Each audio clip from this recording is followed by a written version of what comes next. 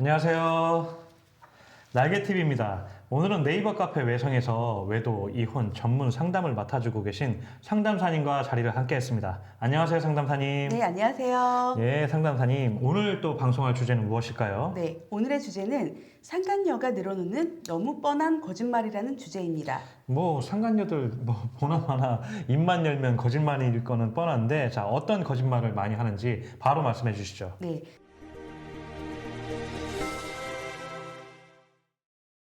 상간녀들은 거짓말을 잘하고 이기적이라는 특징이 있어요. 나와 남편 사이를 갈라놓기 위해서 거짓말을 너무 잘하잖아요. 자기가 원하는 걸 갖겠다고 다른 사람의 가정이 깨지는 걸 두려워하지도 않고요.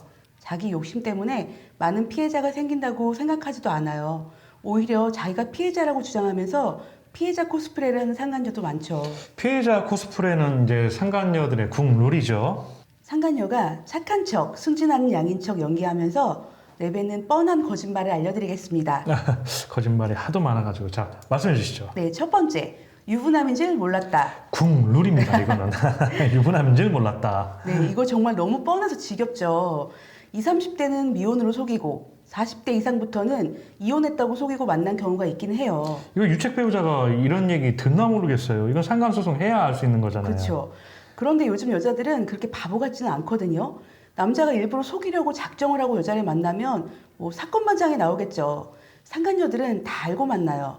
소송을 시작하기 전에 부정행위 증거와 기혼임을 알고 만난 유부 증거는 다 확보된 상태에서 소송을 하잖아요. 그렇죠. 이거 지금 이제 방송 보시는 분들 유부 증거, 그러니까 대상자 남편이 유부남이었다는 걸 알고 상간녀가 만났어야 되고요. 그리고 하나는 구체적인 애정행각행위. 이 두 가지 없이 소송하시는 분들은 좀 위험하세요. 이런 증거 나오면 변호사님하고 일단 상의부터 해보시고 소송을 진행하시기 바랍니다. 네, 얼마 전 상담에서 상간녀가 소장을 받은 당일에 남편하고 짜고 증거를 조작한 사건이 있었어요. 상간소장을 받은 날 남편에게 전화해서 이게 뭐냐? 나 당신 와이프한테 소장 받았다. 당신 정말 유부남이냐? 나를 속인 거냐? 이렇게 한 거예요. 그러니까 남편이 정말 미안하다. 맞다. 내가 당신을 속인 거 맞다. 라고 대답을 했거든요. 그러니까 상간녀가 당신이랑 당신 와이프 부부 사기단으로 다 고소할 거야. 라는 1분짜리 녹음을 증거로 제출한 사건이 있었어요. 그런데 이 사건 부정의 기간도 짧았는데 결국 괘씸죄 받고 3천만 원 그대로 다 인용이 되었어요. 심지어 판결문에 판사님이 정말 통쾌하게 잘 써주셨고요. 소송에서 상간녀의 통화 내역을 열람했더니 소장 받은 날 상간녀와 남편이 이 통화 녹음을 하기 직전과 직후에 계속 통화를 주고받은 내역이 나왔던 거예요. 만약 저 녹음이 오후 1시에 녹음된 거라면 12시 45분부터 12시 59분 50초까지 통화를 하고 끊고 다시 걸어서 저 1분짜리 가짜 녹음을 하면서 연기를 한 거죠. 리허설 한 거네요, 서로. 그렇죠. 짜고. 예.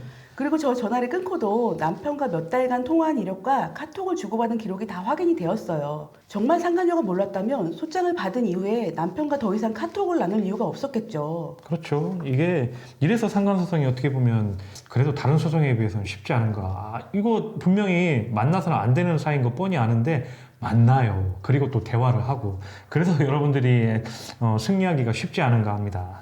아주 사악한 상간녀는 내 남편한테 사전에 와이프한테 걸리면 미혼으로 속였다고 해라. 이혼하고 만났다고 해라. 요즘은 유부남인지 몰랐다. 이혼한다 해서 만났다. 이미 파탄난 가정이다. 상간녀는 이용만 당했다. 이런 주장하는 상간녀는 정말 머리가 나쁜 상간녀예요. 차라리 인정하면 저렇게까지 괘씸죄를 받지는 않을 텐데 자기 꾀에 자기가 넘어간 거죠. 이게 실제로요. 제가 이제 그 상간녀, 상간남의 카페가 따로 있습니다. 거기 이제 활동을 하고 있는데 거기 들어가 보면 이렇게 증거 조작해도 되냐라는 질문이 가끔 심심치 않게 올라옵니다. 그게 뭐예요? 상간녀, 상간남 입장에서는 상간소장이라는 자체가 충격인 거예요. 그러니까 어떻게라든지 이렇게 돈을 주고 싶지 않으니까 이런 머리 나쁜 짓을 하겠죠. 두 번째는 그런 사이 아니다. 이것도 정말 자주 나오는 말인데 남편 입에서도 똑같은 말이 나와요. 이거는 상간녀보다는 남편 입에서 더 많이 그렇죠. 나오는 것 같아요, 진짜. 당신이 생각하는 그런 사이 아니다. 그러면 상간녀도 똑같이 사모님이 생각하시는 그런 사이 아니에요.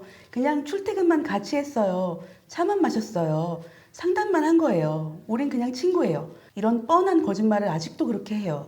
끝까지 성관계는 없었다고 아무 사이 아니라고 부인을 하죠. 그럼 상간녀는 아무 사이도 아닌 사람하고 모텔 가고 잠자리를 한다는 결론이잖아요. 심지어 모텔에 간 걸 확인했는데도 아무 일도 없었어요. 믿어주세요. 라고 얘기를 하죠. 그러다 궁지에 몰리면 당신 남편한테 물어보세요. 왜 저한테 그래요?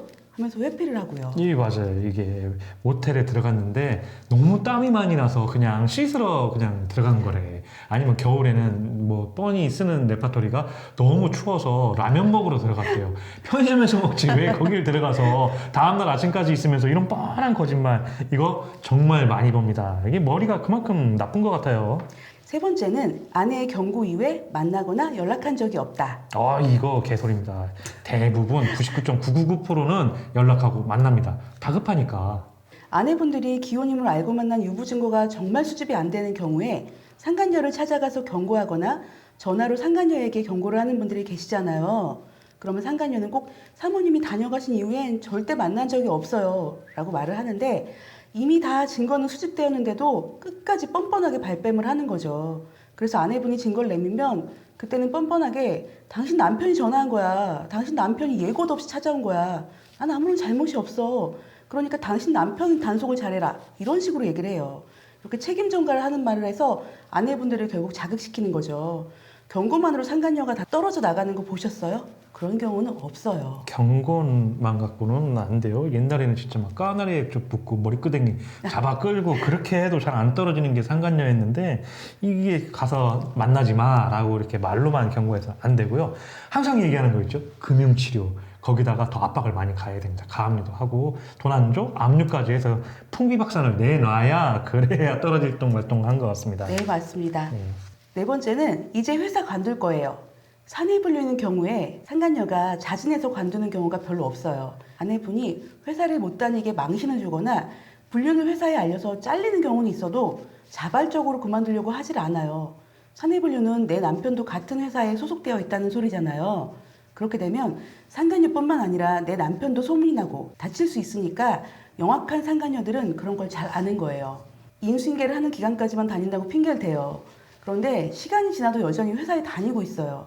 그래서 아내가 화를 내면 회사 사정상 상간녀가 당장 퇴사하기 힘들다. 뭐 이런 말도 안 되는 핑계를 대요.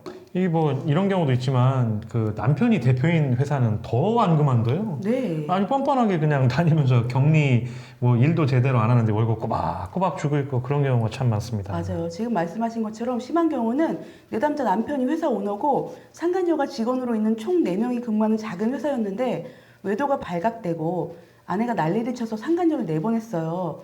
그런데 아내분이 상간소송 끝나고 느낌이 이상해서 불시에 갔더니 상간녀를 다른 층에서 근무시키고 있었던 거예요.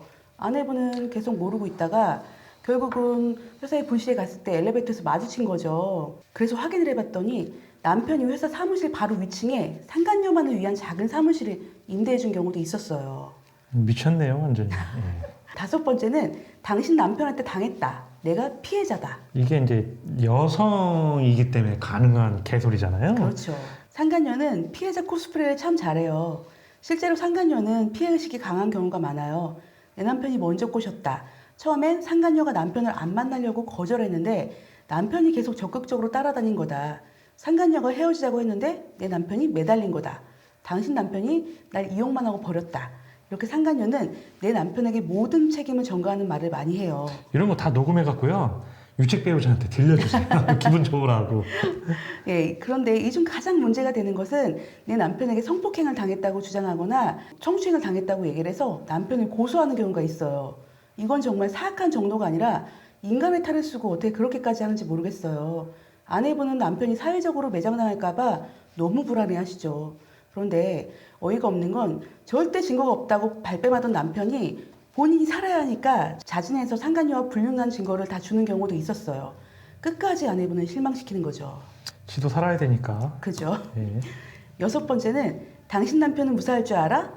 상간녀는 내 남편의 비밀이나 약점을 알고 있는 경우가 많아요. 간혹 사내불륜이라면 남편이 저지른 비리나 법인카드 사용 내역 혹은 업체로부터 받은 리베이트 같은 걸 상간녀가 다 알고 있는 경우에 이걸 빌미로 협박을 하는 거예요. 상간녀는 남편만 쏙 빠져나가는 게 화가 나니까 마지막 발악으로 협박의 카드를 내밀어요. 똑같이 잘못을 했는데 나만 당할 수는 없다. 이런 거죠. 요건 이제 상간녀가 하는 것도 가끔 보긴 했는데 요건 이제 이혼 소송에서도 이렇게 하시는 분들도 꽤 많이 많죠. 봤어요. 근데 저는 개인적으로 이렇게까지 해야 되나 하는 생각이 좀 드네요. 상간녀는 뭐 이럴 수 있어요. 못돼 처먹었으니까. 꼭 사내불륜이 아니더라도 상간녀는 아내한테 당신 자식들한테도 알리고 심한 경우는 아내 회사에게도 알리겠다고 협박하는 경우도 있었어요. 마지막 7번째는 내 남편도 이미 알고 있어요. 상간녀가 말로는 나 무서울 거 없다. 내 남편도 이미 다 알고 있고 아이들도 다 커서 이혼하면 그만이다. 이런 말을 하지만 실제로는 남편이나 아이들에게 알려질까 봐 쫄은 거죠. 만일 상간녀의 남편이 알고 있었다면 가만히 있을 리가 없잖아요. 맞소송을 하던지 내 남편을 찾아와서 벌써 반 죽이던가 난리가 났겠죠. 그렇죠. 그 자기 마누라 바람 피는데 멀쩡한 남편 하나도 없어요. 그렇죠. 그러니까 지금 뭐 내 남편 알고 있다? 개소리입니다. 개소리. 알려야 돼요. 이거는 네. 맞소송 당하든지. 간혹 바람핀 남편 중에 상간녀 남편이 자기 회사에 쫓아와서 불륜 사실을 다 알리고 자기를 폭행하면 어떡하냐고 말하는 쫄보 남편도 많거든요. 아유 쫄보 진짜. 그게 그렇게 무서웠으면 바람을 피우지 말아야죠.